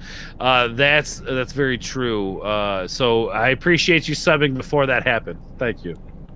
Well, and this is about the diversity. This is why I've been posting videos on Pornhub as well. It's like I've listened to Styx once in a while. He chooses Daily Motion. I choose Pornhub, even though I just started Daily Motion the other day as well. That's the thing. You just get your content out there. You meet cool people. Some folks will end up jumping cross-platform. If something happens to you, people will follow you. It's like there are different audiences that jump around and everything. And people realize that, especially if people feel like it's unfair. A lot of times folks will speak up to you. It's like there are some folks that go around and they're kind of just stirring the pot and everything. And again, I'm not a big fan of the digital death penalty or deplatforming or anything like that. I feel like the solution to speech we dislike is more speech. And I came to that back in the day because I used to think the same way. It's like, how can we have people saying all this horrible stuff? I remember was at the Westboro Baptist Church back in the day. Oh gosh, They, yeah. they would show up to like soldiers' funerals and say all these hateful things. And I remember at the time being a much younger memes there, I'm like, well, how can we let this happen?